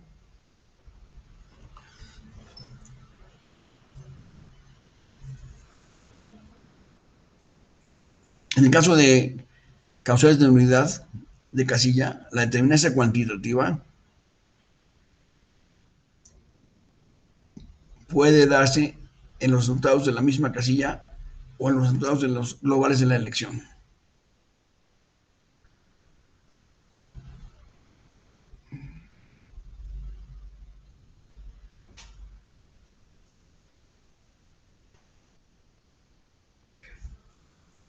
El criterio más común para establecer la determinancia cuantitativa es el contrastar el número de votos, el número de electores afectados por una irregularidad con la diferencia de votos entre primer y segundo lugar.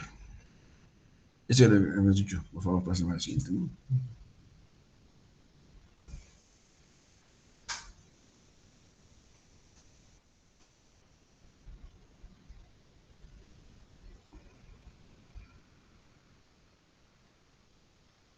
En el sistema federal, el catálogo de nulidades se divide en dos grandes rubros. Nulidades de la votación recibida en casilla y nulidades de la elección.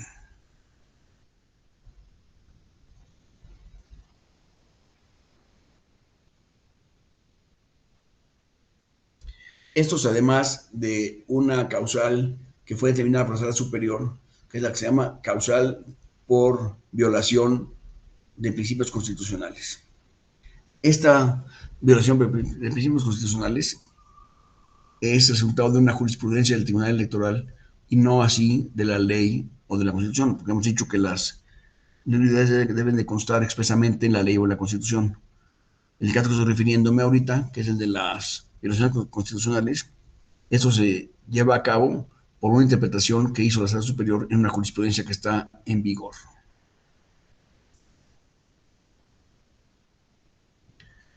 Las votaciones, las nulidades las causales de nulidad de la votación recibida en casilla se encuentran reguladas por el artículo 75 de la Ley General del Sistema de Medios de Impugnación en Materia Electoral.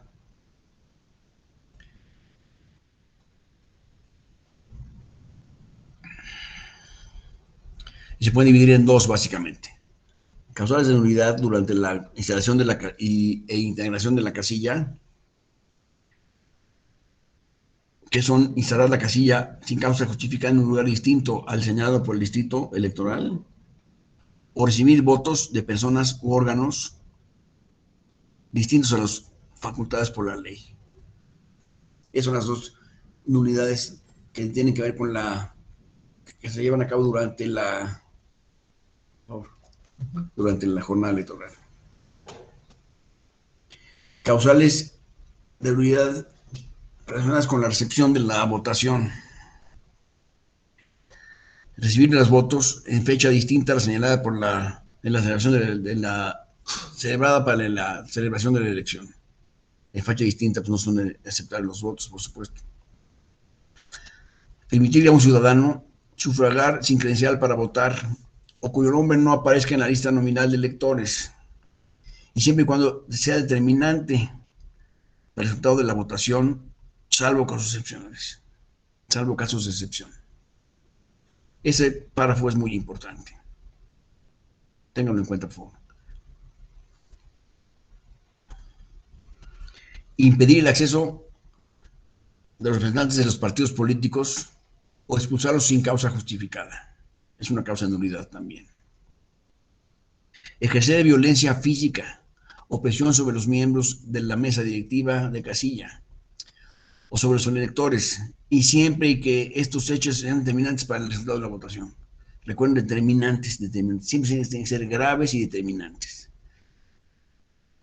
Esta violencia física sobre los miembros de la casilla es causal de nulidad siempre y cuando sea determinante para el resultado, ¿eh?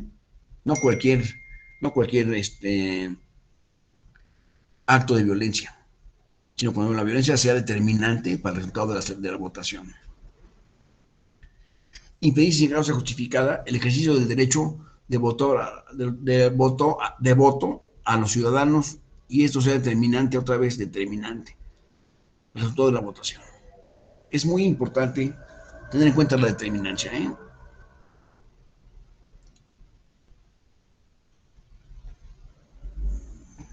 Causas de nulidad durante el escrutinio y cómputo de la votación de las casillas.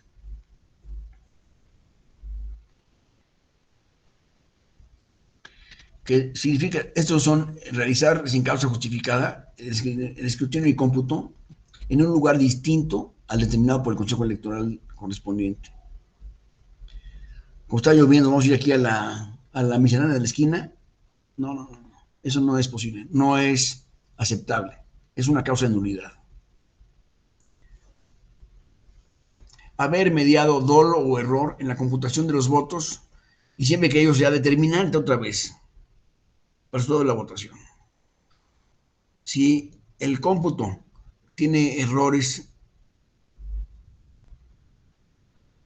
y no es determinante, no es causa de nulidad. Esto deben ser siempre que la causa sea determinante.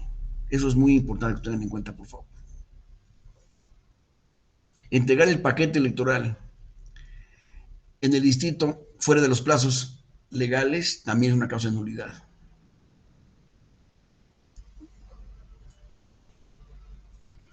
Y hay una causal genérica.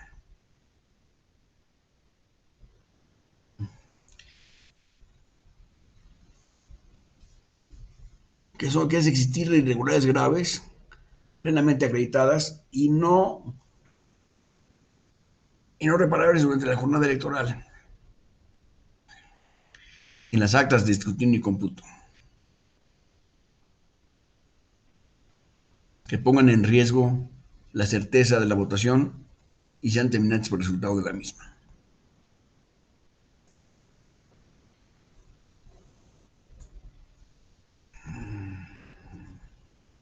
Hay causas específicas de nulidad.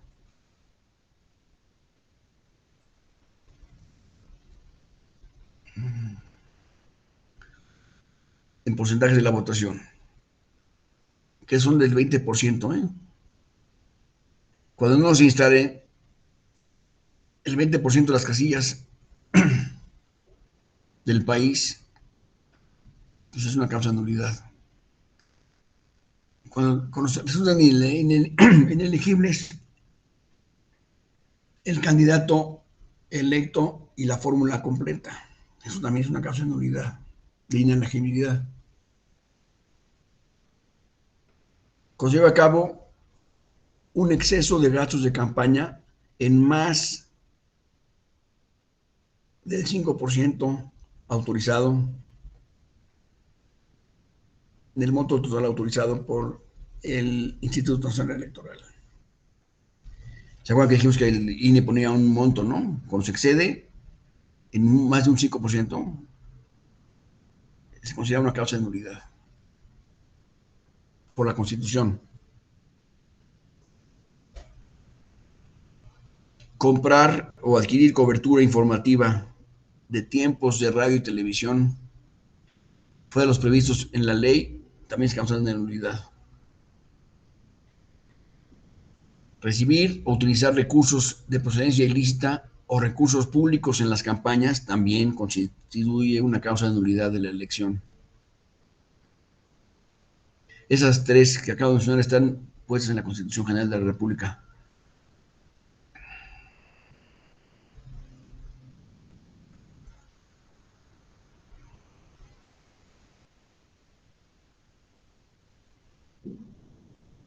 También es una causa de nulidad el llevar a cabo en forma generalizada violaciones sustanciales en la jornada electoral. Estas también son causales de nulidad.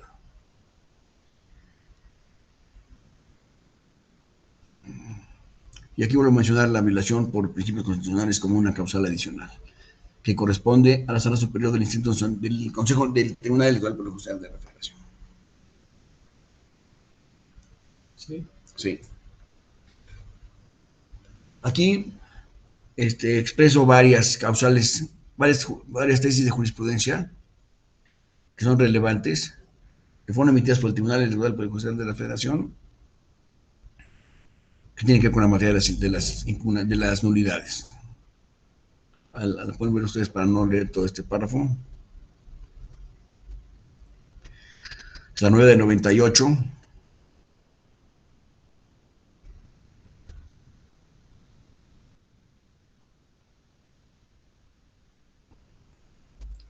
La 39 del 2002.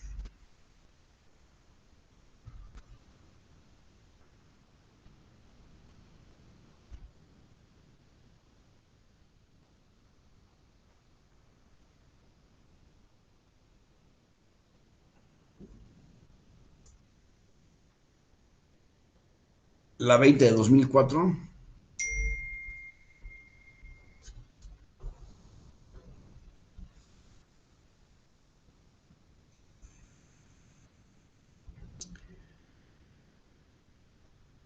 Y eso es todo.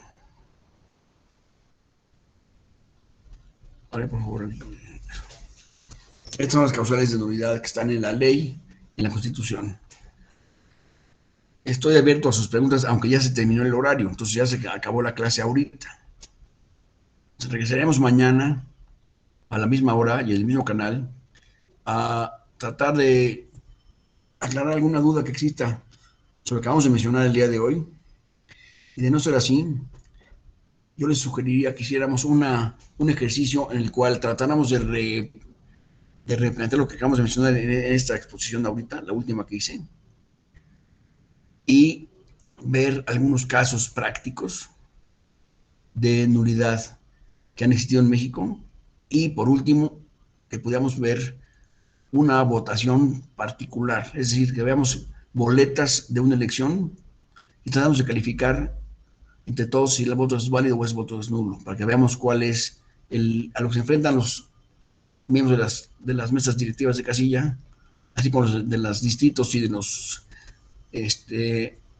secciones distritales, para ver cómo se debe cuantificar un voto y cuándo es bueno y cuándo es malo, etc. Espero que nos dé tiempo de todo eso. Mañana pues una jornada bastante apretada, demasiado pretenciosa, pero quisiera que con eso termináramos de ver esta presentación del día de hoy. ¿Hay alguna pregunta a este momento? No lo hay. Bueno, les agradezco su presencia y nos vemos mañana a las 9 de la mañana, dijimos, ¿verdad? Muchas gracias, nos vemos el día de mañana. Gracias. No falten, por favor, váyanse a desayunar.